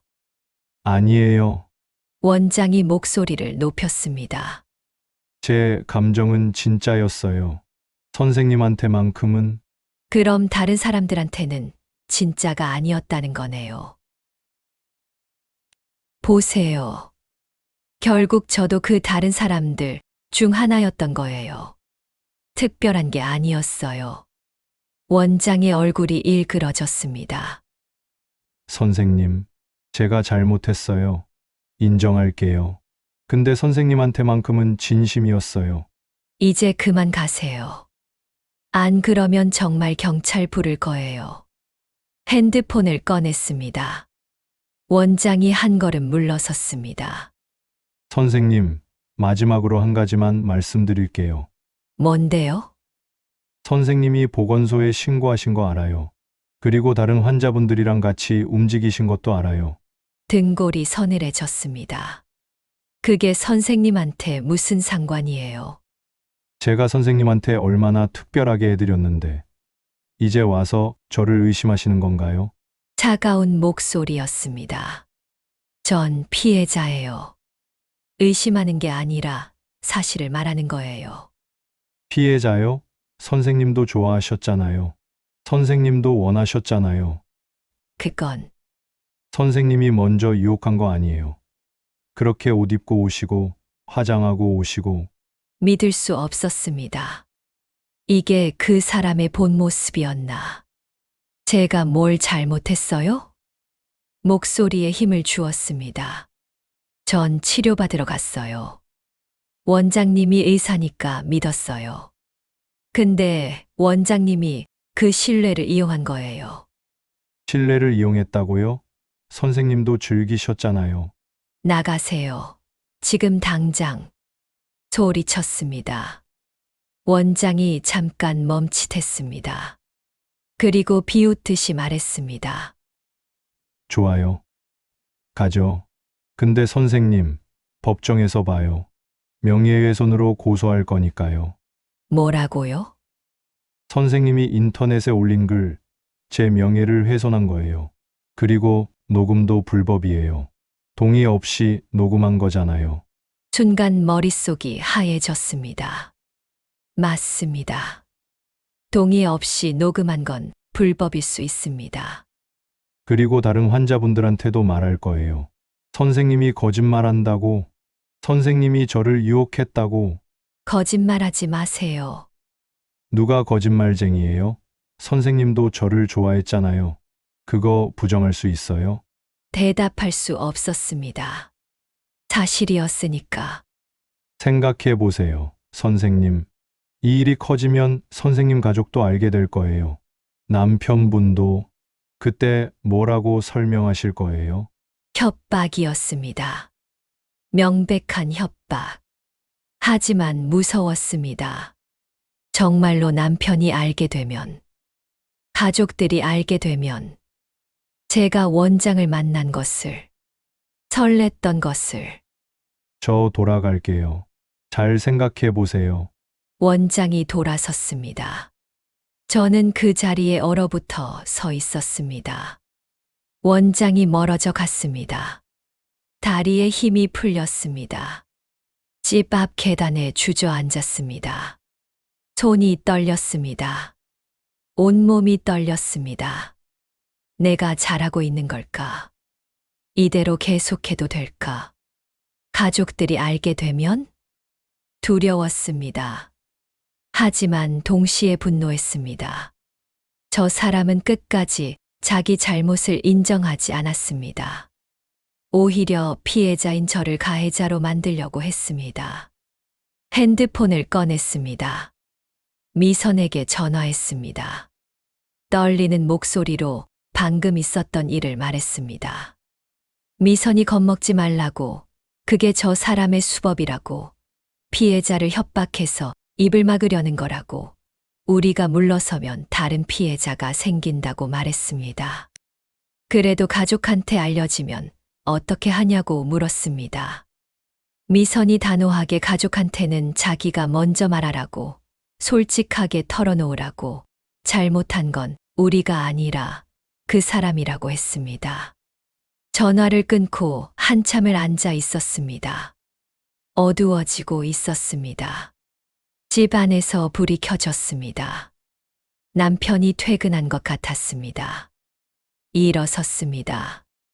문을 열고 들어갔습니다. 남편이 거실에서 TV를 보고 있었습니다. 왜 밖에 있었냐고 물었습니다. 여보, 할 얘기가 있다고 말했습니다. 남편이 TV를 껐습니다. 저를 봤습니다. 심호흡을 했습니다. 그리고 모든 것을 말했습니다. 한의원에 다닌 것, 원장과의 일들, 제가 느꼈던 감정들, 그리고 지금 벌어지고 있는 일들. 남편은 말없이 들었습니다. 얼굴 표정을 알 수 없었습니다. 다 말하고 나니 눈물이 났습니다. 미안하다고, 내가 잘못했다고 말했습니다. 남편이 다가왔습니다. 저를 안아주었습니다. 아니라고, 당신 잘못이 아니라고, 그 사람이 잘못한 거라고, 당신은 피해자라고 말했습니다. 남편의 목소리가 떨렸습니다. 내가 미안하다고, 당신이 그렇게 힘들어하는데 몰라줘서, 외롭게 만들어서 미안하다고 했습니다. 둘이서 한참을 안고 있었습니다. 이제 어떻게 할 거냐고 남편이 물었습니다. 끝까지 갈 거라고 신고할 거라고 말했습니다. 남편이 도와주겠다고 했습니다. 고맙다고 말했습니다.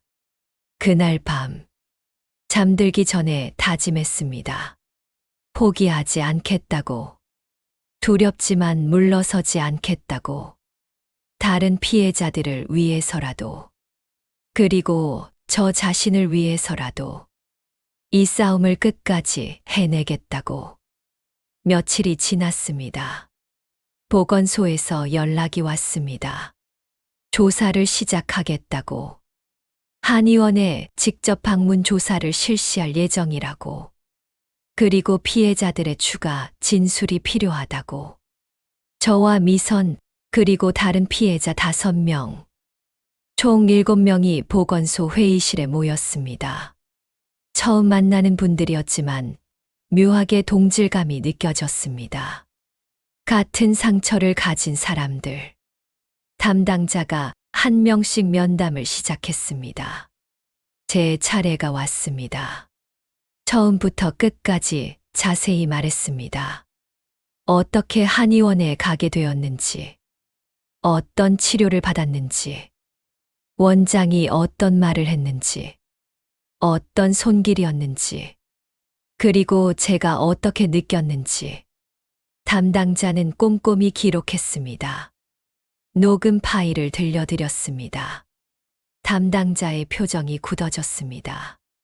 명백한 의료 윤리 위반이라고 했습니다. 환자의 취약성을 이용한 성추행에 가깝다고 했습니다. 다른 피해자들의 진술도 비슷했습니다. 놀라울 정도로 똑같은 패턴. 특별하다는 말. 밤 시간 치료. 별도 치료실. 부적절한 신체 접촉.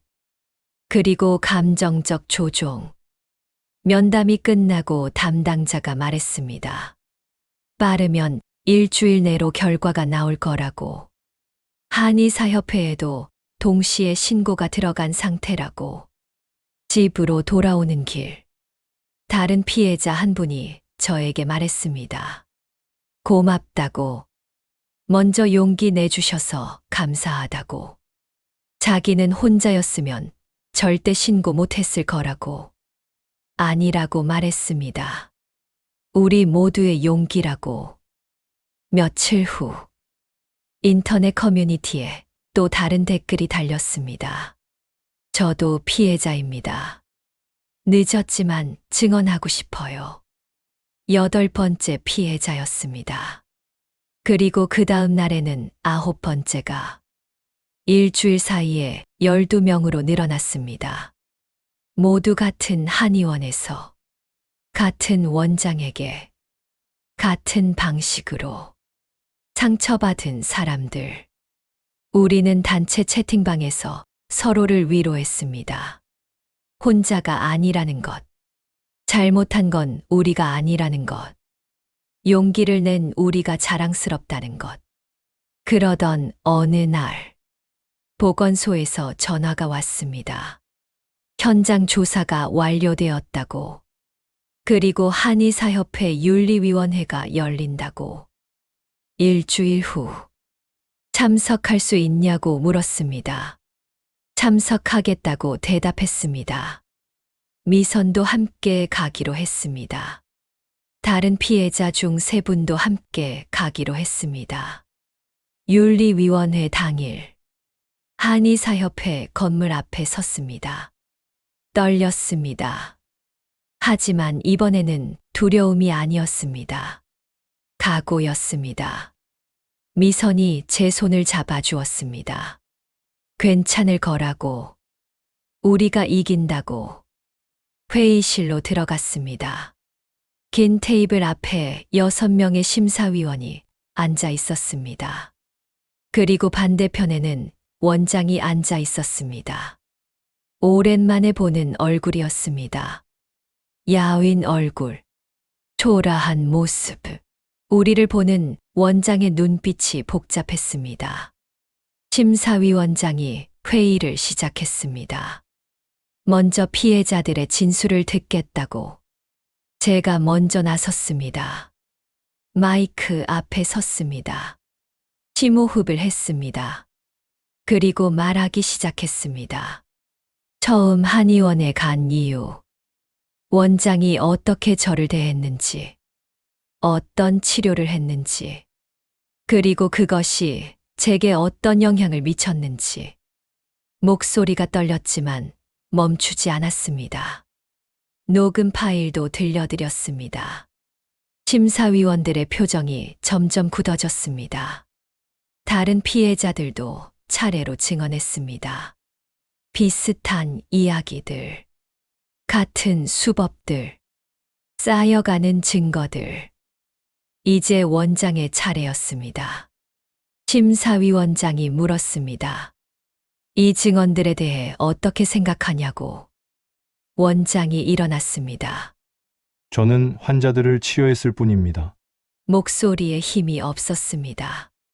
특별한 경혈 치료는 의학적 근거가 있는 정통 치료법입니다.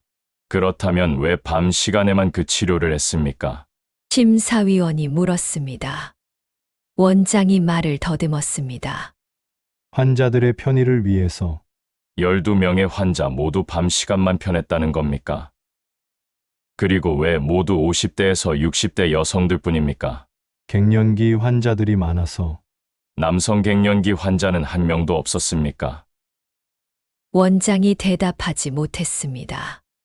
강민재 원장, 피해자들은 당신이 특별하다는 말을 반복적으로 했다고 증언했습니다.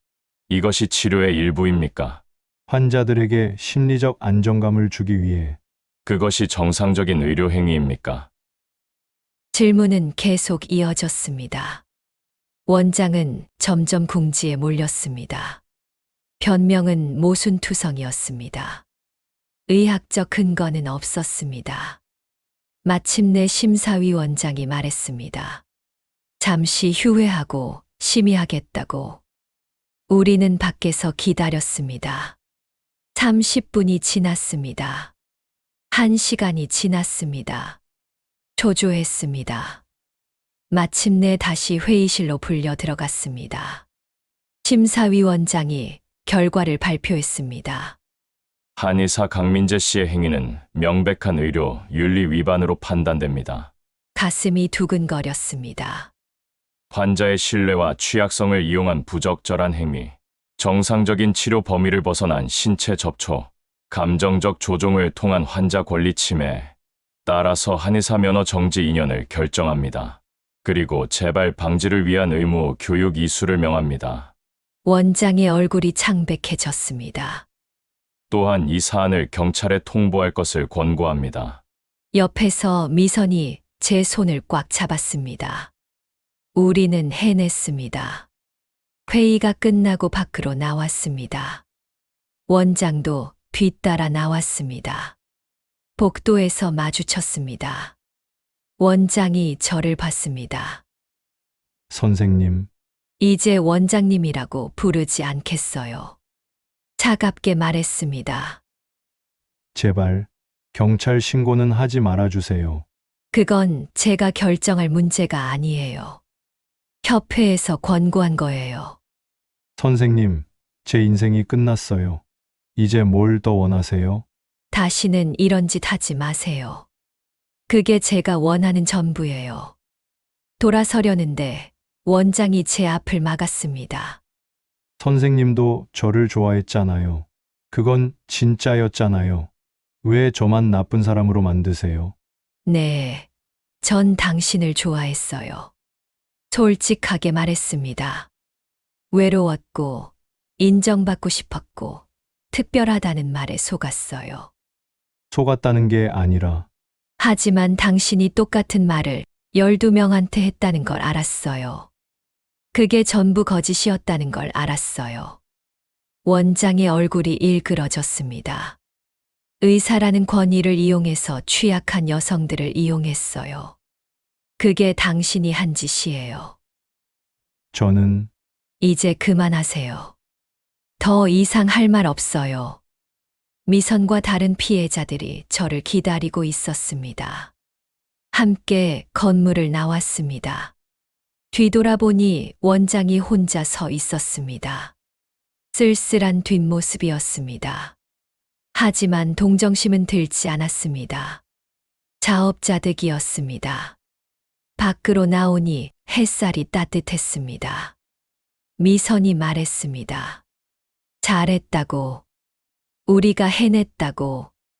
다른 피해자들도 눈물을 흘리며 서로를 안았습니다. 고통스러웠지만, 부끄러웠지만, 우리는 용기를 냈습니다. 그리고 이겼습니다. 며칠 후, 한의원 문이 닫혔다는 소식을 들었습니다. 휴업이라는 팻말이 붙었다고. 직접 가보지는 않았습니다. 갈 필요가 없었습니다. 이미 끝난 일이었으니까.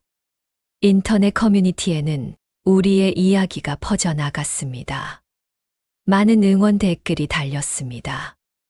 용기 내주셔서 감사합니다. 덕분에 힘을 얻었습니다. 저도 비슷한 일을 당했는데 신고할 용기가 생겼습니다. 우리의 용기가 다른 사람들에게도 전해지고 있었습니다. 그리고 놀랍게도 다른 한의원, 다른 병원에서의 피해 사례들도 올라오기 시작했습니다. 우리가 시작한 작은 용기가 큰 변화를 만들고 있었습니다. 저녁에 남편과 함께 산책을 나갔습니다. 오랜만에 편안한 마음으로 남편이 제 손을 잡았습니다. 수고했다고, 자랑스럽다고, 고맙다고 말했습니다. 서로를 더 이해하게 된 것 같다고. 그날 밤, 침대에 누워 천장을 봤습니다. 긴 싸움이 끝났습니다. 피곤했지만 후회는 없었습니다. 서랍에서 간호사 면허증을 꺼냈습니다. 28세의 제 얼굴, 그리고 거울로 가서 58세의 제 얼굴을 봤습니다. 30년의 시간이 흘렀지만 다시 만났습니다. 당당했던 그때의 나와, 전문가였던 나와, 용기 있었던 나와, 고마워. 면허증에게 말했습니다. 다시 찾아줘서.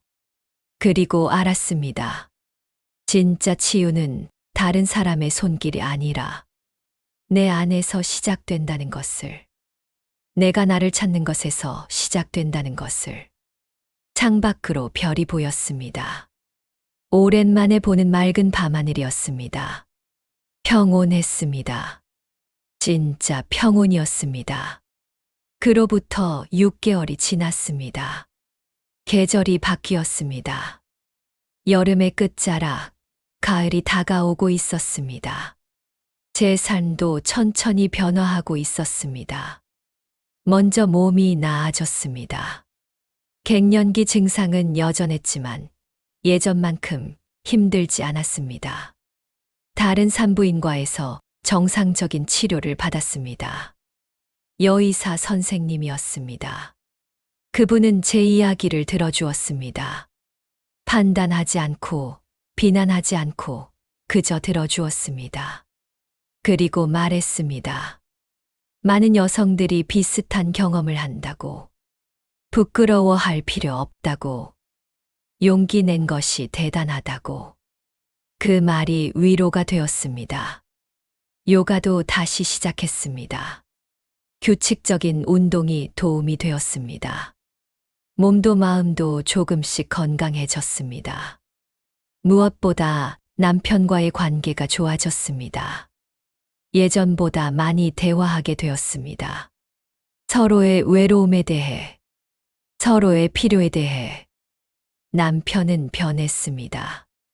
퇴근하면 제게 먼저 물었습니다. 오늘 어땠냐고, 힘든 일은 없었냐고. 작은 관심이었지만 큰 위로가 되었습니다. 저녁을 함께 준비하기도 했습니다. 설거지를 함께 하며 이야기를 나눴습니다. 30년 만에 처음으로 부부가 된 것 같았습니다. 어느 날 남편이 말했습니다. 미안하다고. 그동안 당신을 제대로 보지 못했다고. 당신이 얼마나 외로웠을지 몰랐다고. 눈물이 났습니다. 괜찮다고. 나도 미안하다고.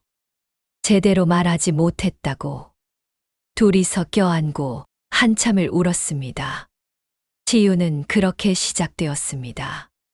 미선과는 더 자주 만났습니다.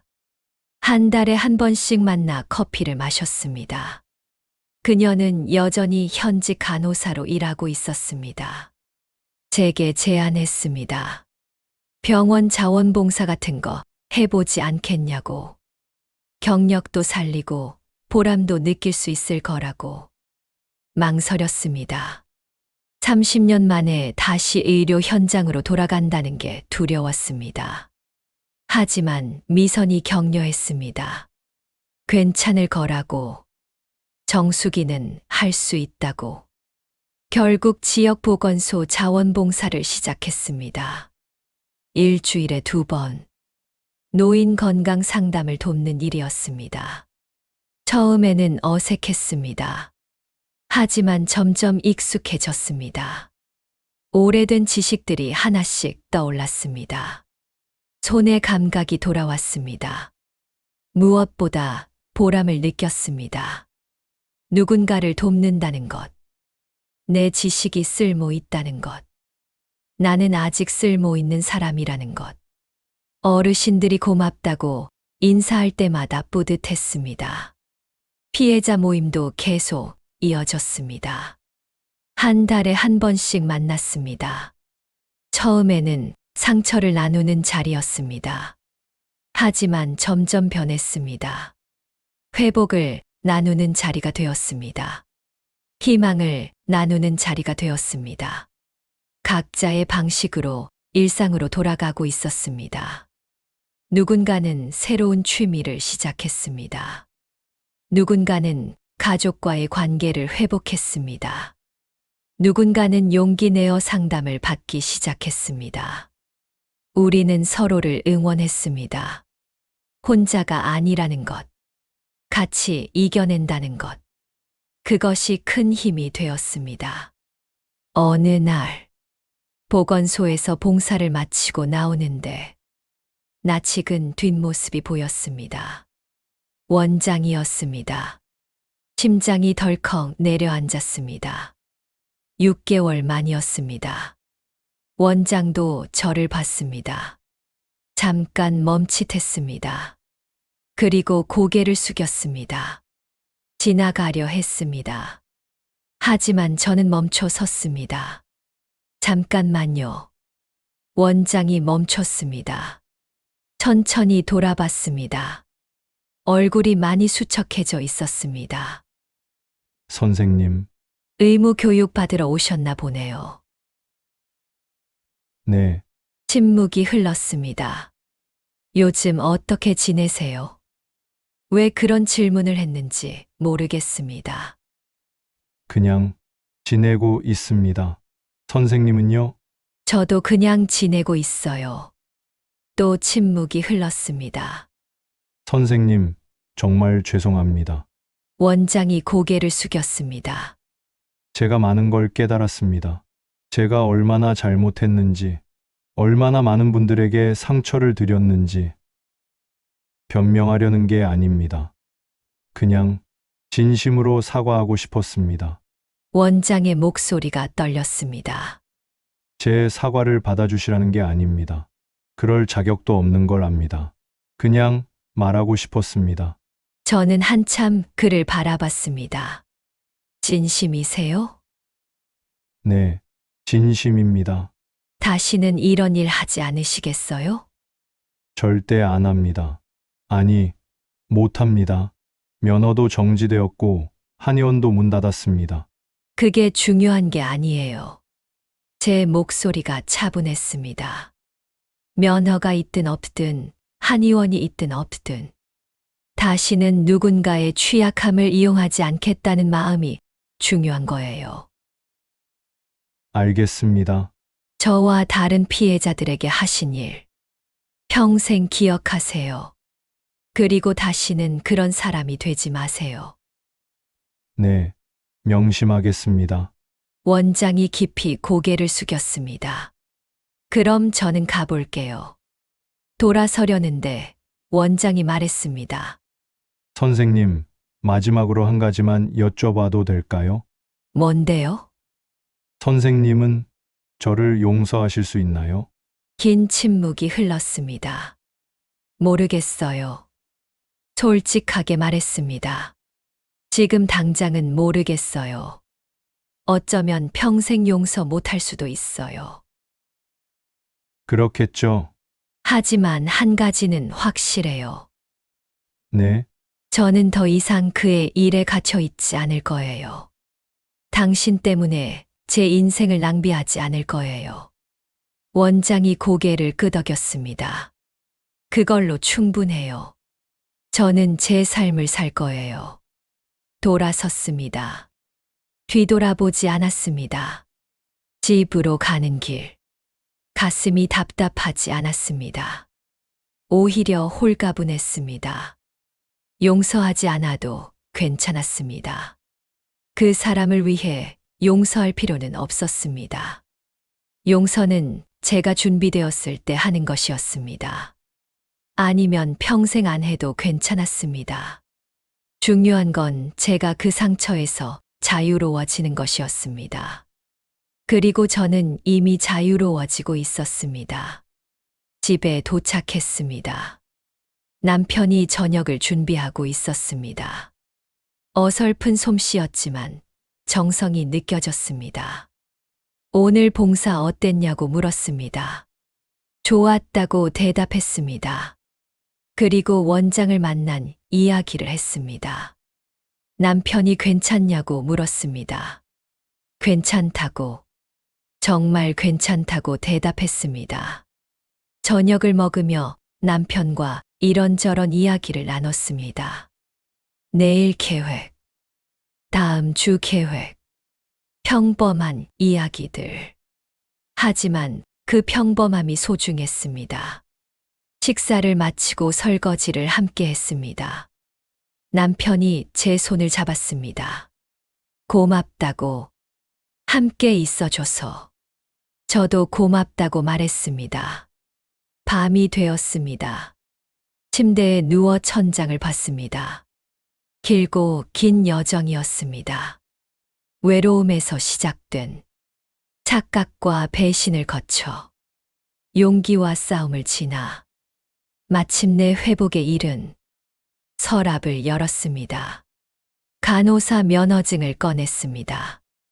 28세의 제 얼굴, 그리고 거울로 가서 58세의 제 얼굴을 나란히 봤습니다. 30년의 시간, 잃어버렸다가 다시 찾은 나. 우리 많이 돌아왔네. 면허증에게 말했습니다. 고생했어. 눈물이 흘렀습니다.